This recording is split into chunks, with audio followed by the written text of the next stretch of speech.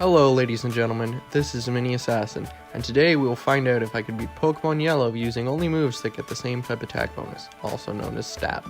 I'm a huge fan of Pokémon challenges, including Hardcore Nuzlocke, but I'm too much of a wuss to do a Nuzlocke myself. I'll be borrowing a few rules from Hardcore Nuzlocke in order to spice up my challenge. And a huge thank you to Shippidge for letting me use clips of his video Starter Squad. I'll link to his channel in the description. With that out of the way, here are the rules. I can only select moves that are the same type as the Pokémon using them.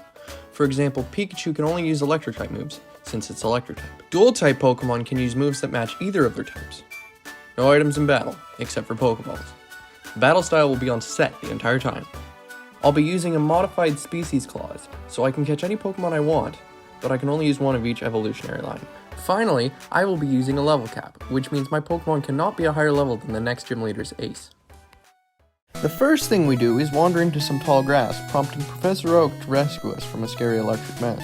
He catches it and gives it to us after our arrival, but rudely snatches the Eevee that was supposed to be ours.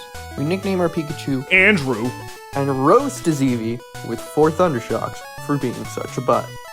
We even managed to get a paralysis and a critical hit. Once we get Pokeballs, I catch a Pidgey named that bird, a female Nidoran named Whiskers, a Spearow named Tweet, and a Caterpie named Pablo. After some grinding, Pablo evolves and we find Butt on Route 22. His Spearow is a piece of cake and goes down with 2 Thundershocks from Andrew. Once his Eevee comes out, I have Andrew paralyze it with Thunder Wave, then switch to that bird to get rid of the accuracy and defense drops. Gust doesn't do much, so I use a few sand attacks, then switch to Tweet since its attack is higher, and Eevee goes down in a few pecks. On our way to Pewter City, Pablo evolves again. It's at this point that I realize Butterfree doesn't learn any bug or flying type moves other than String Shot. I'll keep it on the team for speed control until I get something better. I train everyone up to the level cap of 12 and go up to Brock. His Geodude is easy enough thanks to Sand Attack being normal type in Generation 1, so that bird can use it. Once Geodude is at -6 accuracy, I switch to Tweet and start laying in Leers. Once at -6 defense, Geodude goes down to 3 pecks. I follow the same strategy for Onix, but I have to switch out a few times thanks to Bind and Bide. But Tweet handles it just fine once Onix is at -6 accuracy and defense. And that's the story of how 2 birds and a rodent defeated Brock and his rock monsters. Once we get to Mount Moon, I catch a Geodude named Rock Smasher and a Sandshrew named Dirtle. This is when we officially retire Pablo from the team. While grinding, Whiskers evolves and learns Poison Sting so she can finally attack. On our way through, I take the Dome Fossil. Now you don't need to comment asking which fossil I took.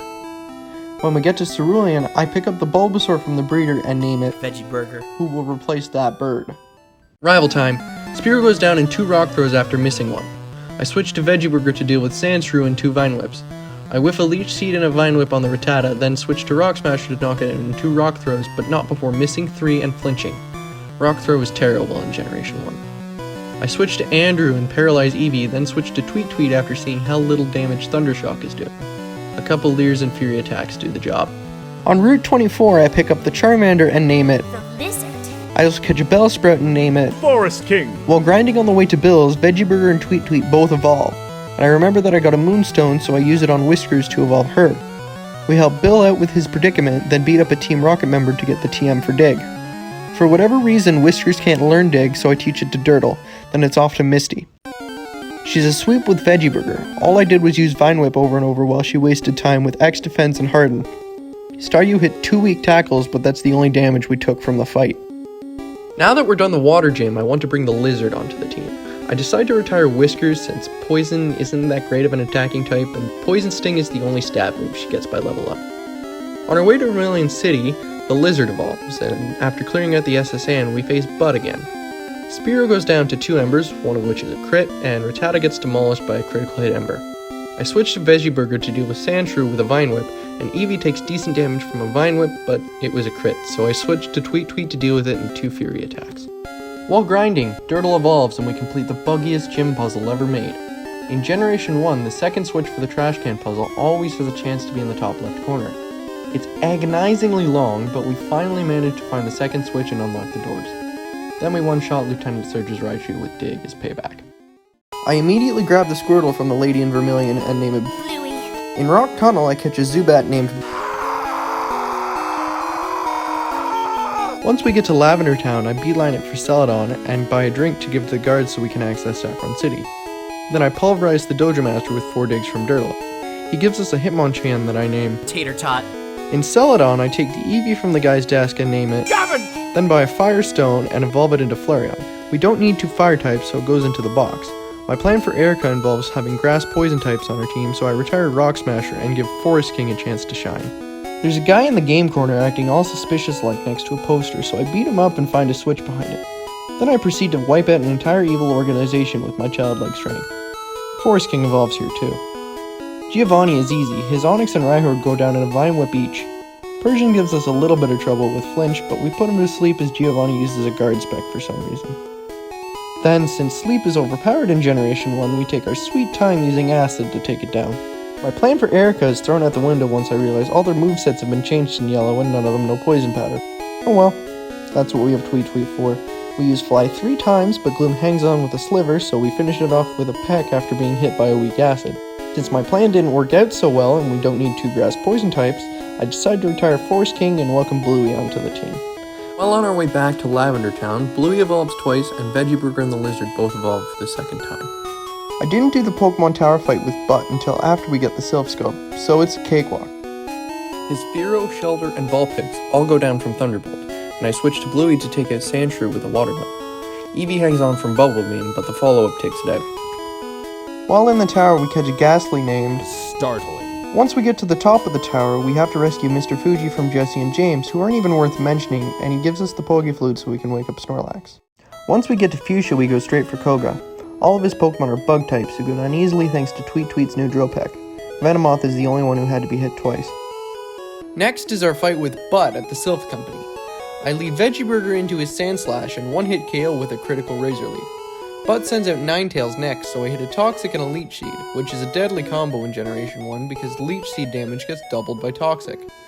Ninetales gets off a burn, but Veggieburger scrapes by with half health after Leech Seed and Mega Drain healing. Cloyster is next, but gets one-shot by Razor Leaf. Kadabra comes out and manages to bring Veggieburger down, but not before getting taken to 1/3 health by a Razor Leaf. Bluey comes in and finishes Kadabra with a Surf. Last is Jolteon, who nails a surprisingly soft Thunder Shock, but Surf doesn't do as much as I'd like, so I switch to Dirtle. Double Kick does nearly nothing, and I have Dirtle Dig, winning us the battle. Giovanni is up, and he's so easy, I don't even bother healing after our rival fight. Nidorino goes down in 2 Surfs, as Giovanni just uses Guard Spec, and Persian uses Growl as we nail a Surf. Somehow, we managed to outspeed Persian, which shouldn't even be possible unless Persian was using Counter, which you can't even learn. So, if anyone can tell me why that happened, please leave a comment. Anyway, Giovanni's Rhyhorn goes down in a Surf, and Nidoqueen goes down in 2, all she does is use Tail Whip. With Team Rocket out of Saffron, we can take on Sabrina. Her Abra is a one-shot with Drill Peck, and her Kadabra is a one-shot with Double Edge. Alakazam is the only real threat, and it sets up a Reflect so we can't one-shot. Then it tries to stall with Recover, but screws up and uses Psywave, which does 4 damage. And we nearly take it out with another Double Edge. Then Sabrina uses an X-Defend when she's on low health, and we just KO with Drill Peck. At Cinnabar, we have to search an abandoned mansion to find the secret key. I got lost a few times and had to dig my way out, so I Thrash Blade with Bluey and one-shot all of his Pokemon. That'll teach him to lock his door. Speaking of locked doors, I immediately fly to Viridian and challenge Giovanni. Dugtrio outspeeds and hits a hard Earthquake, but Bluey retaliates with a Surf to take it down. Persian also outspeeds, but misses a Fury Swipes as we hit a hard Surf. Then it just goes for Screech as we knock it out. Nidoqueen and Nidoking each get outsped and go down from Hydro Pump. Rhydon also gets outsped and goes down from Bubble Beam. Pretty easy gym battle. Butt manages to intercept us once again, this time on our way to the Pokemon League. He leads with Sandslash, but a Surf from Bluey knocks it out before it can attack. Next is Execute, who paralyzes Tweet on the switch. We take it out with a Drill Peck, but not before getting hit by a Leech Seed. Back to Bluey for Ninetales, who attempts a useless Roar on the switch, then it goes down to a Surf. It's head to Veggieburger for Cloyster, who hits a hard Aurora Beam, but goes down to a Sliver from Razor Leaf. Then Veggieburger goes down on the follow-up. Andrew avenges our leafy friend with a Thunder Shock. Kadabra hits hard and fast, so I use Thunder Wave as it sets up a Reflect. Thunderbolt doesn't do much as Psychic takes Andrew down. Thanks to Reflect, a Dig doesn't quite take out the Kadabra, and Dirtle gets dropped from a critical Psybeam. Tweet comes in to finish the job with a Drill Peck, and last is Jolteon, but we're down our ground type. I sack Tweet in order to bring in Bluey for free, then instead of attacking, it just uses Thunder Wave, giving us a free Hydro Pump, which does over half. Then Thunder nearly one-shots us, and we get fully paralyzed, so we go down. Guess it's up to the lizard. Once again, he just goes for Thunder Wave, so a critical Fire Blast takes out the Jolteon, winning us a very close fight with Butt. After buying healing items to prepare for the 5 final fights of the game, I train everyone up to the level cap of 62, matching Lance's Dragonite. Lorelei is first, and I lead with Andrew. Her Dugong, Cloyster, and Slowbro are all one-shots with Thunder and Thunderbolt.